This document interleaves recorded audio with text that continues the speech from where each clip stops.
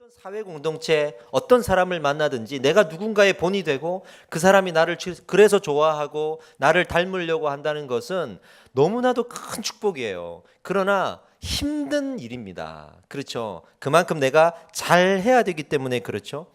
그래서 어떤 사람들은 그 어려움 때문에 오히려 본이 되려고 하는 것을 좀 뒤로 하고 오히려 본이 되는 사람을 따라가는 것을 좋아해요. 아, 내가 무슨 본이 되겠어? 그 힘든 일을 내가 왜 할 수 있겠어? 나는 못해. 그러면서 그런 사람들을 찾고 그런 사람들을 따라가고 싶은 사람들도 많이 있습니다.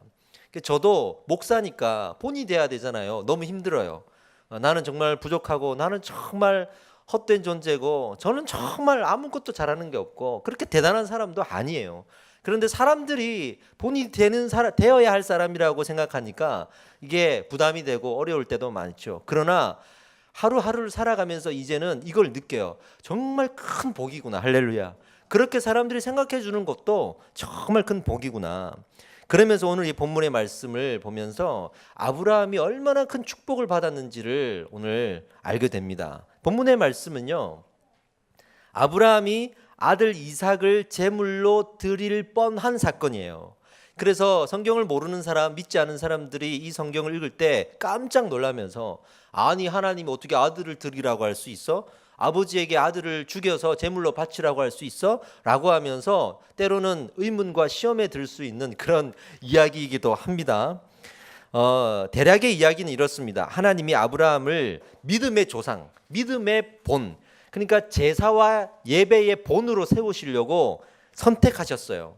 그리고 그 증표로 100세의 아들을 낳게 하심으로 그렇게 이 땅을 창조하시고 이 땅을 기적으로라도 이끌어 가실 수 있는 능력의 하나님이심을 보여주시고 아브라함이 예배의 본, 제물의 본, 제사의 본이 되는 것을 요구하셨습니다. 아브라함은 아멘으로 받았죠. 그리고 이제 이삭을 제물로 바치라는 메시지를 주셨고 아브라함과 이삭은 순종해서 그 제사를 드리려고 합니다. 그래서 모리아 산으로 가서 제물을 제단 위에 올려놓아야 되니까 아버지가 칼을 들고 아들에게 드리려고 하는 순간 하나님이 다행히도 멈추라고 하시고 그 아브라함의 믿음을 칭찬하셨던 이야기입니다. 그러니까 전 인류의 제사의 모델이 된 역작이죠. 이건 성경에서 가장 중요한 사건 중에 하나입니다. 이 사건으로 인해서 이제 우리는 예배를 어떻게 드려야 되는지 라고 질문할 때 정확한 답을 얻어낼 수가 있거든요. 아브라함은 제사의 모델이 되었고 아들 이삭은 순종의 모델이 되었어요. 아, 이렇게 하나님의 명령에 제사를 드려야 하고 그 명령에 이렇게 순종해야 되는구나라는 그 모델을 우리가 삼을 수가 있는 것이죠. 그리고 그 모델이 된 이분들의 제사와 제물의 본질을 가지고 오면 어떻게 정리할 수 있냐면 아, 생명을 드리는 것이구나. 이거를 깨달을 수가 있어요. 이런 거죠. 하나님 저 열심히 할게요. 오늘 좀 죄를 좀 더 지으려고 이제 노력할게요. 라는 정도가 아니라 내 생명을 다해서 예배해야 된다는 것을 우리 하나님이 알려주고자 하신 거예요. 정말 매번 예배 때마다 생명을 다해 예배한다는 거 정말 쉽지 않잖아요. 저도 음악하는 사람들을 많이 만났고 공연장에도 많이 가봤어요. 찬양 콘서트도 많이 가봤고 매주 찬양 집회도 많이 해봤고 그러면 사람들이 와가지고 정말 기뻐 뛰면서 예배하고 찬양하고 때로는 노래를 부르기도 하거든요. 그때 제가 느낀 거는 야, 정말 미친 듯이 노래하는구나, 미친 듯이 예배하는구나, 그걸 느꼈단 말이죠. 근데 매번 그렇게 예배하고 매번 그렇게 음악을 듣고 하면 얼마나 좋겠어요. 그런데 뭐 음악이야 그렇다 할지만 우리 예배를 딱 따져보면 매번 그렇게 예배는 못 드려요. 그죠? 어쩌다 한번 뭐 부흥회나 저기 유명한 찬양 집회나 콘서트나 이런 데 가가지고 막 미친 듯이 할 수 있지만 매주 그렇게 우리는 못하고 있잖아요. 그런데 이 제사의 본질은 예배 때마다 우리가 마음을 다하고 생명을 다하고 목숨을 다해서 예배해야 된다는 것이 목적입니다. 할렐루야. 네. 생명을 다한다는 것은 정말 내 생명을 내어놓고 내 생명을 죽여야 되느냐 이렇게 직역할 수 있는 것은 아니고요. 가장 귀한 것, 할렐루야. 내 생명을 대신할 수 있는 가장 귀한 것을 하나님 앞에 드린다는 겁니다. 문제는 우리가 예배를 통해 은혜 받으려고 하잖아요. 그러니까 뭔가 받는 게 있고 위로도 되고 얻는 게 있으니까 예배를 오는 거예요. 그런데 뭔가를 드린다는 생각은 잘 못하게 돼요. 그러면 마음이 어려워지고 내가 예배를 드리기 싫게 되죠. 그걸 뛰어넘는 것이 또한 신앙이지만 거기에 부딪히는 사람들이 너무나 많아요. 그런데 성경을 보면 볼수록 예배할 때 생명 다해 예배하라고 합니다. 세상 일도 그래요. 목숨 걸고 일해야 되고 생명 걸고 일해야지 미친 듯이 일하지 않으면 어디 가서 성공할 수 있고 어디 가서 뭐 우리가 돈을 벌 수 있고 먹고 살 수가 있겠습니까? 뭐 하나 사소한 거라도 미친 듯이 하지 않으면 이 사회에서도 인정받지 못하거든요. 근데 하물며 예배인데 우리가 대충 했어야 되겠냔 말이죠. 제가 오래전에 섬겼던 교회 집사님의 남편분 이야기인데요. 이 남편분이 교회에서 뵈면 항상 이렇게 감정적으로 자주 욱하세요. 그래서 상처가 많으신가 했는데 그 아내분이 사연을 이야기해 주시는 거예요. 원래는 그렇지 않았대요. 데이트하고 결혼 생활을 오랫동안 하면서도 한 번도 화를 내지 않았던 분인데 사고를 당하셨어요. 교통사고를 당하셔서 거의 죽기 직전에 갔다가 감사하게 살아난 그런 은혜를 경험했는데 문제는 뇌를 다치면서 그 이후에 후유증으로 많은 기억을 잃어버리고 또 정서적으로 이렇게 욱하는 것들이 많이 드러났다고 하더라고요. 그런데 병원에 있는데 깼어요. 다 기억을 못해. 기억을 너무 못해.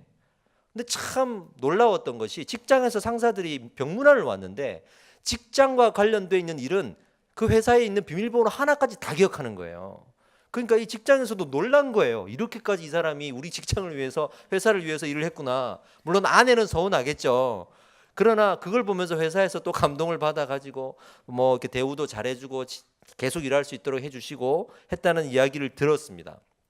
그러면서 야, 밖에서 일하시는 우리 성도님들이 이렇게 일을 하고 있구나. 이렇게 미친 듯이 일을 하고 있구나. 그러면서 나도 우리 성도님들을 교육자로 대할 때 정말 미친 듯이 대하고 미친 듯이 섬기고 해야 되는데 이 부끄러운 마음이 좀 들었습니다. 지금도 그 질문이 저 안에 많죠.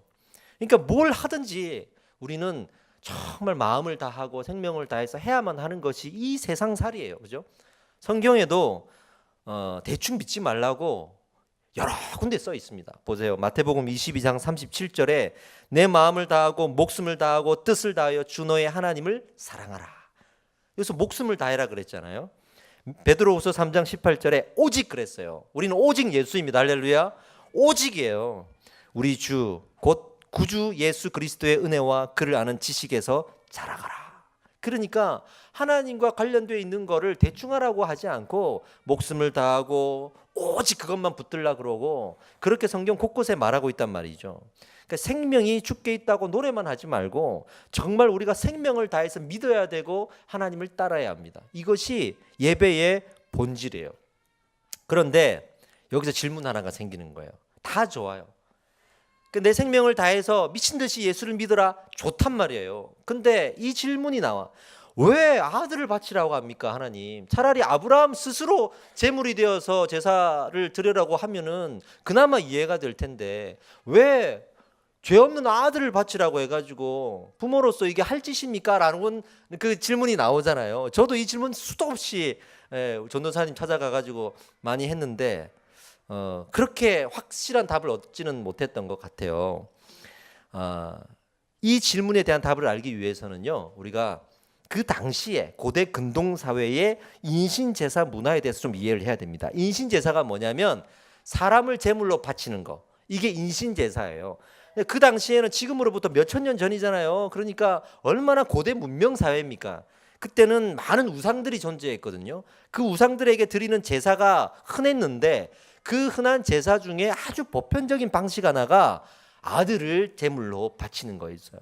이미 우상 문화 속에 이게 보편화돼 있었고 우리가 생각하는 것보다 이 사람을 제물로 바치는 인신 제사에 그 당시 사람들은 보편화돼 있는 인식 그리고 긍정적인 문화가 있었어요. 아예 뭐 옆 동네에서 어떤 우상을 섬기는데 아들을 바쳤대. 그러면 오히려 이쪽에서는 뭐라 그러냐면 야, 우리는 뭐 어떻게 해야 되지 않냐 이런 식의 정말 보편화되고 긍정적인 인식들이 그 당시에는 있었단 말이죠. 그래서 혹시 이렇게 해석하는 사람들도 있어요. 그런 우상에게 제사하는 문화를 하나님께서 차용하셔서 나한테도 그렇게 해 라고 하신 건가 이렇게 생각하는 사람들도 있을 수 있잖아요. 물론 아니에요. 그건 아닙니다. 아주 중요한 본질을 우리가 붙들어야 되는데 이 사건은요 어떤 본질적인 질문이 나와야 되냐면 사람을 제물로 드린다고 해결될 수 없는 거구나. 어떤 것이요? 제사는 우리의 죄를 해결하기 위해서 드렸던 거거든요. 우리의 죄를 해결하는 문제는 내가 올라가든 내 아들이 올라가든 중요한 거는 우리 중에 아무리 가장 귀한 것을 제물로 바친다 하더라도 그 제물 때문에 이 문제가 해결되지는 않는구나. 이것을 알려주고자 하는 거예요. 만약에 그렇다 그러면 제물이 많은 사람일수록, 그죠? 아들이 많은 사람일수록 죄의 용서를 쉽게 받을 수 있겠죠. 그러나 하나님은 그렇게 우리의 죄 문제를 해결해 주지 않으신다고 오히려 가르쳐 주시는 거예요. 마치 제사를 드리면서 제물을 함께 드리니까 하나님 쇼핑몰에서 우리 용서라는 걸 구매하듯이 용서를 살게요 라고 할 수 없는 거예요. 아무리 우리가 공로를 세우고 능력이 있고 재능이 있고 하나님께 바친 것이 많다 할지라도, 심지어는 가장 귀한 것을 내어놓는다 할지라도 하나님은 뭘 보시냐면 그것을 내어놓는 자의 믿음을 보십니다. 그 중심을 보십니다. 그리고 하나님께서는 무엇으로 우리가 드린다 해도 하나님이 그걸 가지고 그걸 대가 삼아서 그것을 값을 치러서 무언가를 갚아주시고 죄를 용서해 주시고 하실 수 없는 분인데, 또 우리의 죄는 그만큼 작지도 않은데 하나님 일방적으로 긍휼히 여기셔서 그것을 받으시고 기뻐하시고 그리고 일방적으로 그 갚을 수 없는 사랑을 베풀어 주시는 거예요. 할렐루야. 이 문제가 어디에 또 이슈가 되냐 그러면 시간이 지나서 출애굽 시대에 또 이슈가 됩니다. 출애굽할 때 애굽에서 종살이 하던 이스라엘 백성들이 탈출할 때 하나님이 10가지 재앙을 애굽에 내리시죠. 마지막 재앙이 뭐였죠? 장자 재앙이었습니다. 애굽에 태어난 첫 번째 것들은 다 죽는 그 장자 재앙을 그 당시 마지막 재앙으로 내리셨어요. 이 10가지 재앙의 의미는 그 당시에 애굽에서 섬기던 10가지 우상의 형상이었습니다. 즉 그들이 우상으로 섬기던 형상을 역으로 심판의 도구로 사용하셔서 너희들이 섬기는 그 우상이 얼마나 헛된 건지, 그 우상조차도 하나님께서 이 땅에 유일하신 창조주요 또 구원자이심으로 그 헛된 것들을 얼마나 쉽게 다루실 수 있는지를 보여주신 거예요. 그래서 우리가 섬겼던 우상을 오히려 심판의 도구로 삼아서 우리를 재앙으로 역사하시네. 그러면서 하나님을 더 위대한 하나님으로 볼 수밖에 없도록 그렇게 재앙을 내리셨는데, 마지막 재앙이 장자 재앙이었단 말이에요. 이스라엘 그리고 애굽에서 가장 큰 우상, 제1번 우상은 바로 장자였습니다. 이런 거죠. 내 장자만 드리면 뭐든지 다 할 수 있어. 내 장자만 우상한테 바치면 내 인생 다 확보되는 거야 라는 식의, 즉 사실은 우상보다 그 위에 장자라는 재물이 더 우선했던 거예요. 그들이 믿는 우상은 심지어는 장자보다 못한 거예요. 그러니까 우리가 그럴 수 있어요. 예배 드릴 때 내가 물질을 많이 드리면 되고, 내가 헌신을 많이 하면 되고, 내 재능을 좀 이렇게 기부하면 되고, 이렇게 생각하면서 그것 자체가 이 모든 죄의 문제를 해결하는 유일한 도구라고 생각을 해버리면 우리는 사실은 하나님보다, 예수님보다, 성령님보다 그 재물이 우상이 되는 거예요. 내가 이걸 드렸으니 해결되는 거야, 이렇게 얘기한다 그러면 하나님이 무슨 소용이겠습니까? 그 재물을 받고 해결해 주는 누군가가 있다면 그게 나의 신이고 우상이죠. 근데 우리는 어떤 신앙을 가져야 되냐면 하나님이 아니면 안 되는 거예요. 할렐루야. 그리고 하나님이 우리가 드리는 헌신을 받으시면서 그 헌신 때문에 감동하는 것이 아니라 그 헌신에 담겨 있는 우리 중심의 신앙, 그 믿음의 고백, 신앙 고백, 이것에 감동하시는 겁니다. 할렐루야. 그런 의미로 우리가 드리는 예배를 하나님 앞에 올려드려야 되는 거죠. 그때 장자가 죽을 때 우리 하나님이 어떤 구원의 정책을 펼쳤냐면, 어린 양의 피를 문설주와 임방에 바른 집은 아들이 죽지 않는 구원의 은혜를 베푸셨어요. 문설주와 임방이 뭐냐면, 나무로 이렇게 현관문이 있다 그러면 좌우에 세로로 세워져 있는 기둥을 문설주라 그러고요. 그리고 위아래로 눕혀져 있는 기둥을 임방이라 그래요. 그러니까 그 사방에 전부 다 빨간색 그 어린 양의 피를 발라놓으면 되는 거예요. 믿음으로 발라야죠. 근데 그것조차 하지 않는 사람은 정말 장자가 다 죽어버렸던 재앙을 내리셨어요. 결론은 그렇게 그들이 이 재물만 아들만 바치면 된다라고 생각하고 아들조차도 나는 바쳐줘야 되는구나 이렇게 생각하고 있던 시대에 하나님이 다 깨버리시는 거죠. 그 아들은 하나님이 죽이기도 하고 살리기도 하고 하나님 손에 있는 거예요. 하나님 손에 있는 거예요. 근데 그걸 가지고 지금 하나님 앞에 딜을 하려고 하고 하나님이 아닌 우상한테 가갖고 지금 딜하려고 하는 그런 신앙에 대해서 하나님께서 깨어 부수는 그런 의미로 재앙을 내리셨던 것입니다. 그러면 우리가 하나님 앞에 가장 귀한 것을 드리라고 했는데 그럼 무엇을 드릴 수 있을까요? 중심을 보신다 그랬는데 그럼 중심을 드려야 되나요? 무엇을 드려야 되냐라고 하는 혼란에 빠질 수가 있어요. 이 답을 또 찾아야 됩니다. 이 답을 찾아야 됩니다. 가장 귀한 것을 드리는, 그래서 생명 다해 예배 드리는, 이건 맞는데 그러나 재물에 집중하지 않는 하나님, 우리의 중심이라고 하셨는데 그러면 뭘 드려야 되지? 이렇게 되는 거예요 우리가. 그거를 답을 또 찾기 위해서는 이 이야기 처음으로 가야 됩니다. 아브라함과 이삭의 제사를 위한 여행이 시작되는데요, 사실은 성경이 빨리 뛰어넘어가서 많은 것들을 삭제해놨어요. 예를 들어서 지금 이 두 사람은 브엘세바에 있습니다. 그리고 제사를 드리기 위해서는 모리아산으로 가야 됩니다. 여기 브엘세바에서 모리아산까지의 길은 걸어서 3일 길. 그리고 브엘세바는 나무가 귀한 지역이에요. 그 나무, 이 제단을 쌓기 위한 이 장작을 구하는데 쉽지 않습니다. 그러나 한번 제물을 드리기 위해서 적어도 사람을 제물로 드린다고 생각하면 장작이 짐승보다는 더 많이 필요하겠죠.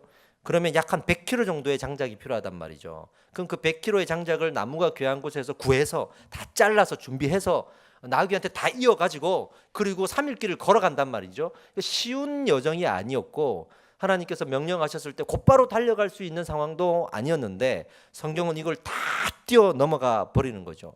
더욱이 이삭이 중간에 눈치를 챘잖아요. 아버지 왜 재물이 없습니까? 라고 물어보잖아요. 그 재물을 준비하는 과정에서, 장작을 준비하고 3일 길을 걸어가는 과정에서 이삭이 분명히 눈치를 챘습니다 지금. 그런데도 아무런 불평을 하지 않는 모습인 거죠. 만약에 이삭이 막 흔들리고 도망갈까 생각하고 아버지를 원망하고 했으면 성경이 그걸 기록했을 수도 있는데 그걸 다 뛰어넘어갔어요. 마치 이런 거죠. 무언가가 빨리 넘어가서 진짜 하고 싶은 이야기를 하고자 하는 것처럼, 이런 준비의 과정과 그들의 마음고생들이 성경에 나오지 않는 걸 보면 거기에 지금 성경은 관심이 없고 다른 데 관심이 있는 거예요. 이걸 다 뛰어넘고 무슨 다른 이야기를 하고자 하는 거예요. 성경은 그러면 어디에 관심이 있는가? 성경은 계속 이 예배를 받으실 하나님의 관심이 있습니다. 이 예배를 받으실 하나님의 관심이 있습니다. 우리 아침에 올 때 어떠셨어요? 특히 우리 이 김포 지역에, 특히 우리 교회에 아이를 데리고 오시는 분들이 참 많잖아요. 우리 제이만 해도 이제 태어난 지 얼마 안 됐으니 정말 엄마 아빠가 그 준비하고 아침에 바리바리 싸가지고 아침 11시에 나온다는 거는 상당히 어려운 문제입니다. 생각해 보세요. 일주일 동안 일하느라 고생했는데 토요일도 요즘에 일하는 데도 많잖아요. 근데 주일날 또 늦잠을 못 자고 아침부터 일어나가지고, 그래도 이제 어른들은 그냥 또 준비하고 나온다 하지만 아이가 있으면 2배, 3배의 에너지가 들어간단 말이에요. 그리고 바리바리 싸가지고 또 먼 길을 달려와가지고 여기 앉아 있는 것이 쉬운 일은 아니거든요. 그러면 우리는 하나님 저 이렇게 왔습니다. 하나님 저 이런 준비 과정을 통해서 때로는 1시간 거리를 달려와가지고 저 이렇게 예배 드립니다 할 수 있잖아요. 근데 마치 교회에 와서 예배를 드리면 하나님 거기에 별로 반응이 없어. 막 거기에 위로해주고 먼 길을 달려왔다 해주고 애를 데려오는데 얼마나 힘들었느냐 해주고 막 그래야 되는데 성경에 그런 위로가 별로 없잖아요. 또 예화 하나 그렇게 넣으셔가지고 이렇게 온 사람들 내가 축복하노라 해주고 그런 예화를 또 성경에서 이렇게 설교할 수 있으면 좋은데 거기에 별로 관심이 없는 것처럼 하나님께서 좀 우리에게 서운하게 하실 때가 있잖아요. 그죠? 그런데 중요한 것은 그게 본질은 아니라는 거예요. 지금 중요한 것은 그게 본질은 아니라는 거예요. 하나님께서 무슨 말씀을 하고자 하셨을까? 우리에게 원하시는 그 재물이 무엇일까? 왜 이삭을 바치라고 하셨을까? 이 모든 이야기가 1절에서 첫 번째 해결할 수 있는 힌트를 보여주고 있습니다. 1절을 한번 읽어보겠습니다. 하나님이 아브라함을 시험하시려고 그를 부르시되, 따라합시다. 시험하시려고. 하나님이 시험하시려고 처음부터 답이 정해져 있는 거예요. 처음부터 이삭을 드리라고 하는 하나님의 마음이 본심이 아닌 거예요. 시험하려고 그렇게 말씀을 하신 고의적인 시험이었죠. 그러니까 가장 귀한 것을 드리는지를 일단 보고 싶었던 거예요. 생각해 보세요. 아브라함에게 가장 귀한 것이 무엇일까요? 자기 생명보다 아들이었을 거예요. 100세에 얻었잖아요. 그러니 자기 생명보다 더 귀한 건 아들이었어요. 그러니 그런 의미에서 가장 귀한 것을 드려야 된다는 것을 가르치고자 했고 본이 되고자 했던 이게 1번입니다. 1번. 그 다음에 하나님께서 18절로 가시면요. 정확한 답 2번 답이 나옵니다. 18절을 제가 읽어보겠습니다. 또 내 씨로 말미암아 천하 만민이 복을 받으리니 이는 내가 나의 말을 준행하였음이니라. 할렐루야. 하나님의 명령에 순종하는 걸 보시고자 한 거예요. 그러니까 이삭이라는 존재 자체의 어떤 의미를 두고 우리가 말씀을 해석하면 문제가 생깁니다. 그러면 그런 존재와 같은 걸 자꾸 내가 내어놔야 되잖아요. 그러면 이제 문제가 커져요. 그런 게 아니라 하나님의 명령에 순종하는지를, 그 당시에는 아들에 대한 인식이 지금과는 다르니까 이 가장 귀한 것을 내어놓으라는 그 명령에 얼마나 순종하는지를 보고자 하신 거죠. 결론은 이거예요. 말씀에 순종하는 삶, 말씀에 순종하는 예배. 할렐루야. 이것이 정답이었습니다. 그러니까 제사와 제물이 아무리 귀하고 화려하고 많아도 말씀에 순종하는 의미에서 제사가 아니면 안 되는 거예요. 말씀에 순종하는 의미에서 제물이 아니면 안 되는 거예요. 그러니까 우리는 하나님의 뜻에 관심이 없고 말씀에 관심이 없는데 마치 내가 나를 위해서 제물과 제사를 드린다 그러면 이거는 하나님의 말씀에 순종한 예배가 아니잖아요. 그럼 하나님 관심이 없는 거예요. 아무리 귀한 예물을 드린다 하더라도 그건 하나님의 관심이 없는 거예요. 내가 여기 와서 예배 드리는 이유는, 내가 여기 와서 또 하나님께 예물을 드리는 이유는 하나님이 말씀하셨기 때문이에요. 할렐루야. 하나님이 말씀하셨기 때문에 내가 순종하는 마음으로 온 거지. 그래서 제사가 있고 그래서 예물이 있는 거고 그리고 헌신이 있는 거지. 말씀을 안 하셨는데 내가 하나님께 만들어내가지고 하나님 여기 있어, 이거는 큰 의미가 없다는 거예요. 하나님이 그렇게 예배를 받지 않으신다는 거예요. 그러니 여러분들의 마음에 하나님의 말씀이 있느냐를 물어보시는 거죠. 제사를 드리는 우리의 마음에 하나님의 마음이, 하나님의 말씀이 살아있는지를 물으시는 거죠. 이것을 구약에서부터 계속 말씀을 하셨어요. 호세아서 6장 6절에 나는 인애를 원하고 제사를 원하지 아니하며 번제보다 하나님을 아는 것을 원하노라. 여기에서 인애는 헤세드인데요. 언약적 신실함, 즉 말씀을 지켜 행하는 신실함을 이야기하는 거예요. 그러니까 하나님은 말씀을 지켜 행하는 신실함을 원하지 제사 자체를 원하는 건 아니에요. 그 말씀에 순종하려고 제사를 드리는 거예요. 이게 먼저인 거예요. 할렐루야. 그러니 우리가 반복적으로 이렇게 예배를 드리면서 형식적으로 오늘도 예배 드려야지, 예배 드렸으니 나는 할 것 했지 라고 하는 그런 마음 가지고는 이 예배가 절대로 진정한 예배가 될 수 없다는 것입니다. 우리가 목숨을 다해 예배해야 되죠. 생명을 다해서 예배해야 되죠. 그렇다면 좀 더 깊이 들어가면 목숨을 다해 내가 말씀을 알아야 돼요. 내 마음에, 내 중심에 말씀을 초청해야 돼요. 그 말씀에 살아있는 진리가 내 마음에 있어야 나의 예배도 찬양도 기도도 의미가 있고 하나님 앞에 드려질 수가 있는 거예요. 그러면 이제 로마서에 나오는 12장 1절 9절이 풀려요. 이게 풀려요. 12장 1절이 뭐냐면 너희 몸을 하나님이 기뻐하시는 거룩한 산제물로 드리라. 여기에서 산제물이 무엇인지가 이제 풀려요. 아, 신약 시대까지 와가지고 또 산제물이래. 그때는 그렇게 제물을 드리던 시대가 아니었잖아요. 근데 또 산제물이래. 이 산제물은 그냥 살아있는 제물이죠. 그렇게만 해석하면 안 되고요. 이게 원어로 코르반 하이라고 하는데 이 뜻은 나를 위한 삶이 아니라 타인을 위한 삶. 이걸 산제물이라고 해요. 다른 사람을 위해서 사는 삶. 하나님 앞에서는 하나님을 위해 사는 삶.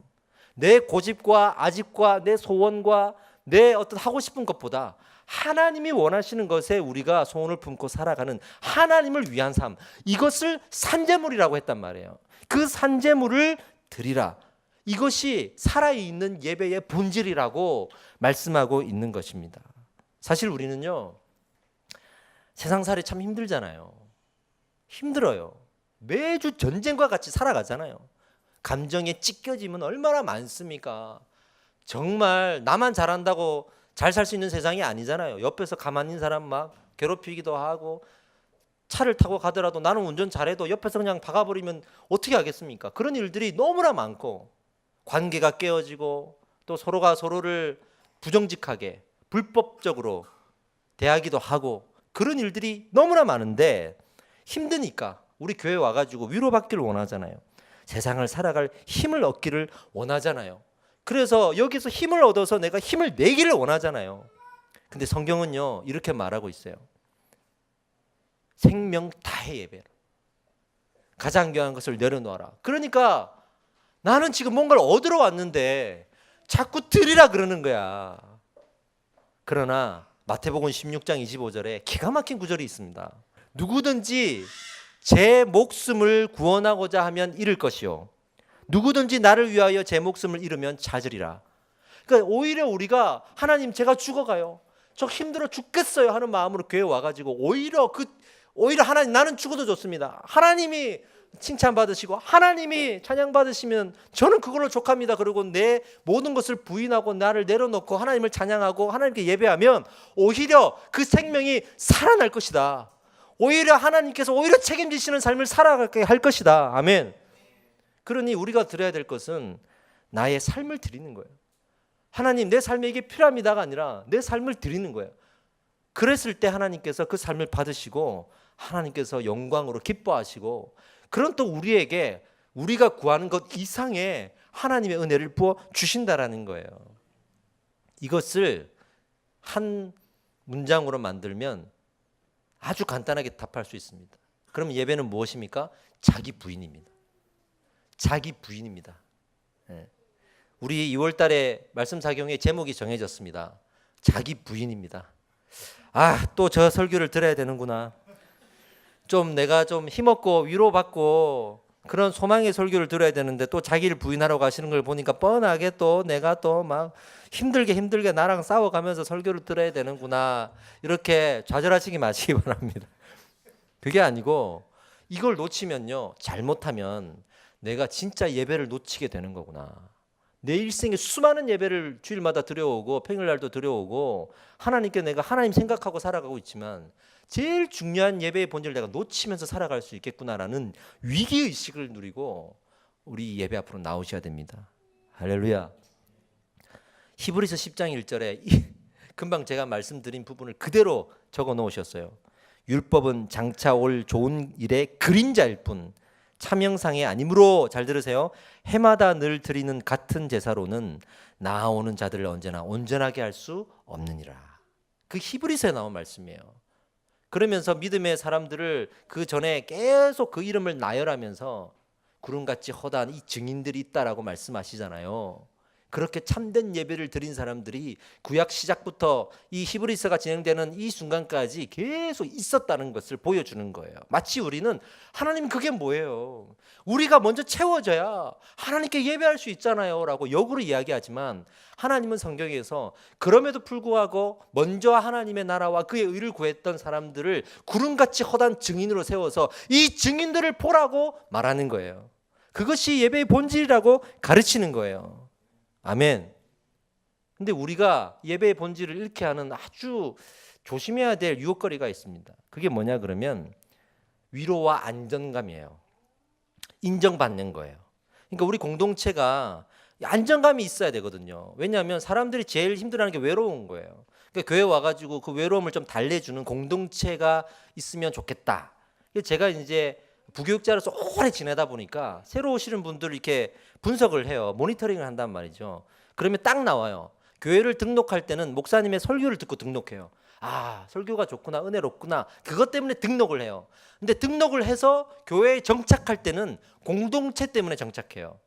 이 공동체 정말 위로가 되고 힘이 되어지고 내가 힘들 때 가서 보듬어 줄 수 있는 이 공동체가 있구나, 그래서 정착을 해요. 이 두 가지가 그래서 교회 아주 중요한 성장의 요소인데요. 그런데 좋단 말이죠. 근데 제가 뭘 봤냐 그러면 이 공동체가 너무 좋은 거야. 안정감이 있는 거야. 그래서 이 공동체를 놓기 싫어. 인간적으로 정이 많이 들었으니까. 근데 그래서 무언가를 놓칠 수도 있어요. 무언가를 놓칠 수 있냐 그러면 분별력을 놓쳐요. 진리를 놓친단 말이에요. 이 공동체가 진리에서 어긋났음에도 불구하고 이 안정감 때문에 내가 이 진리를 놓치는 것을 묵과할 수밖에 없어요. 그런 일이 벌어진단 말이에요. 정말 건강한 그리스도인은요, 저는 외로워할 줄 알아야 한다고 생각합니다. 좀 외로워할 수 있어야 돼요. 때로는 광야에 나가고 사막에 나갈 수 있어야 돼요. 거기에서도 하나님 만날 수 있어야 돼요. 그런 의미에서 성경에 기도할 때 골방으로 들어가라고 한 겁니다. 말씀으로 훈련받은 성도는요, 건강합니다. 건강한 성도는 우리가 공동체가 중요하고 또 안정감을 줄 수 있는 그런 요소들도 교회에 필요하기 때문에 최선을 다하지만, 그러나 우선순위가 뭔지를 확실히 아는 사람들이에요. 확실히 아는 사람들이에요. 여러분, 잠깐의 외로움을 이겨낼 수 있는 사람 되고 싶지 않습니까? 잠깐의 외로움에 막 뒤집어질 것 같고 죽을 것 같고 밖에 우는 사자가 딱 지켜서 나를 죽일 것 같은 그런 불안감, 두려움으로 살아가고 싶습니까? 그래서 인간의 정과 인간의 어떤 의리, 그리고 인간의 위로, 이런 것들로만 우리가 벗삼아서 살아간다 그러면 사실은 그거는 하나님과 예수님 없어도 세상 공동체에 있는 거예요. 왜 세상의 술자리가 그렇게 북적북적 되겠습니까? 그 외로운 마음들을 달래줄 사람이 거기에 있는 거예요.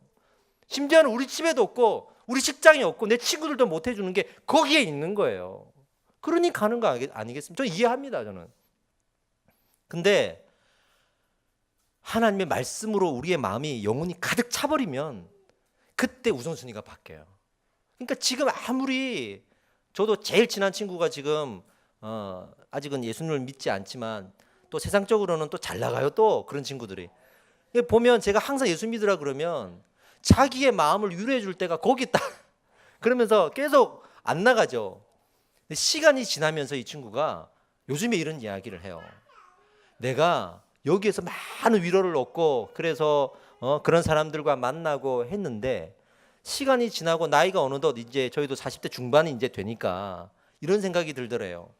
아, 진짜 내가 평소 때가 아니라 내 삶에 큰 위기가 왔을 때 절대로 같이 있어줄 사람들이 아니구나, 이걸 느낀다는 거예요.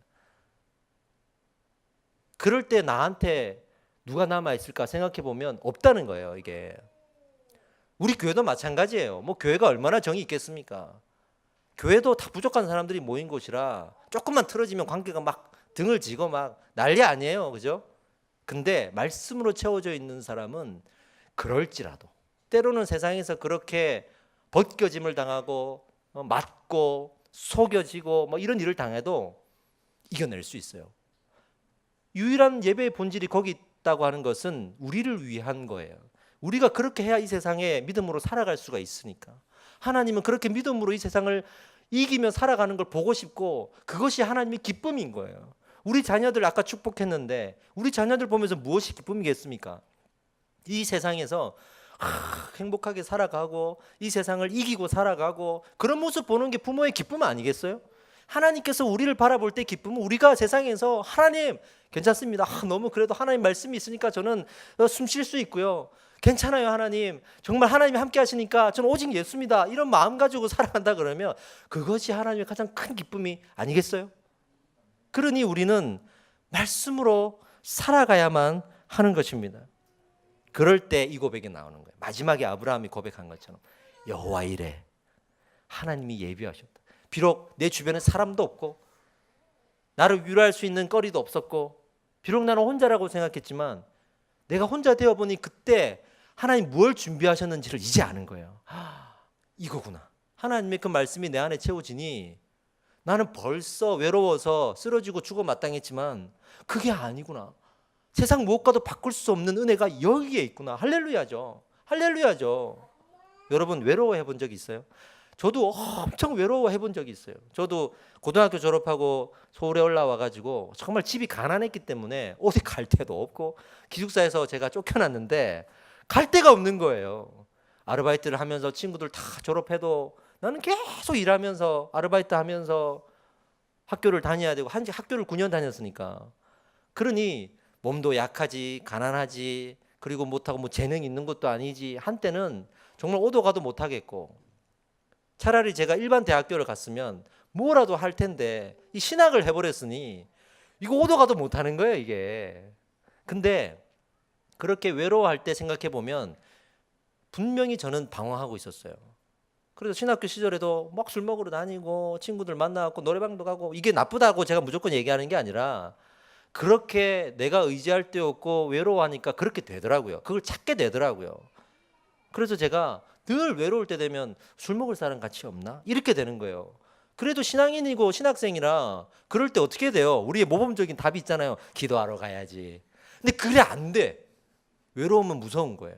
그렇게 우리 마음에 엄습해 오면 그게 안 돼요. 어디 혼자 가갖고 기도할 생각이 나요? 외로워서 지금 이러고 있는데 안 된다니까요, 이게. 그때는 몰랐어요. 왜냐하면 내 마음이 비어져 있으니까. 근데 어느 순간 내가 말씀의 은혜를 받고 나는 살아가면서 뒤늦게 말씀으로 이렇게 내가 체험받을 수 있다는 걸 그때 처음 알았어요. 어릴 때부터 신앙생활에 왔지만 나는 몰랐어요. 이런 세계가 있구나. 이런 세계가 있구나. 얼마 전에 제가 조그만 소그룹을 밖에서 모였는데 거기 집사님이 이런 고백을 하셨어요. 나이가 저보다 훨씬 많으세요.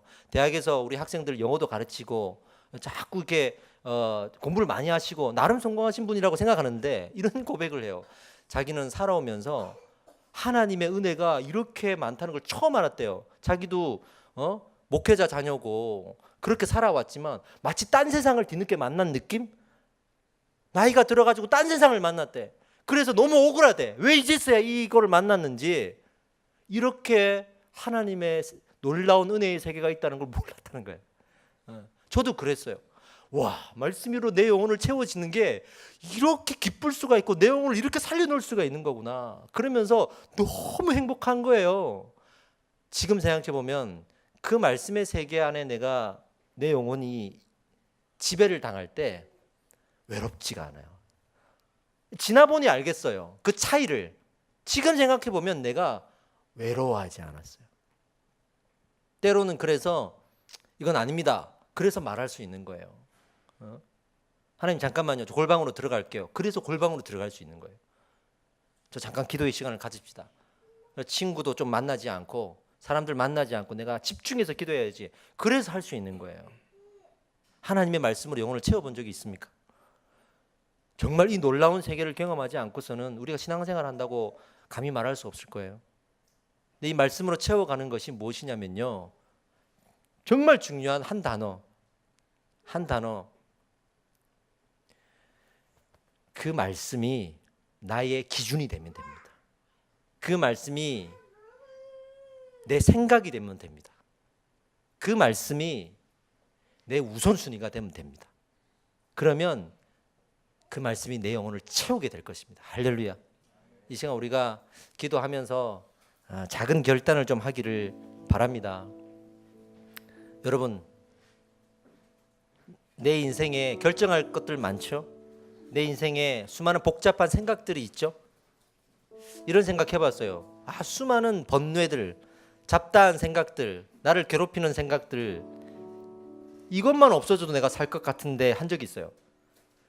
하나님의 말씀이 나의 생각을 지배하기를, 내가 뭔가를 선택하고 하려고 고민할 때 그 말씀이 기준이 되기를, 만일 그럴 수만 있다 그러면 그 놀라운 세계 안에서 내가 살아가고 있는 겁니다. 그러기를 소망합시다. 그러기를 기도합시다. 아멘이죠. 지금 기도할 때 하나님, 나의 이 생명을 다해 드리는 예배가 회복될 줄 믿습니다. 하나님, 살아계신 그 하나님을 내가 고백할 때 내 마음에 살아있는 말씀이 존재하기를 원합니다. 그 말씀이 있기 때문에 내가 하나님을 살아계시다고 고백할 수 있음을 오늘 우리가 나눴습니다. 그 살아계신 하나님의 말씀으로 내 영혼을 체험받을 수 있도록 아버지의 은혜를 허락하여 주시고 말씀을 허락하여 주시고 들은 말씀이 내 것이 될 수 있도록 스며들 수 있도록 역사하여 주시옵소서. 우리 주여 한번 외치고 동성으로 기도하겠습니다. 기도합시다.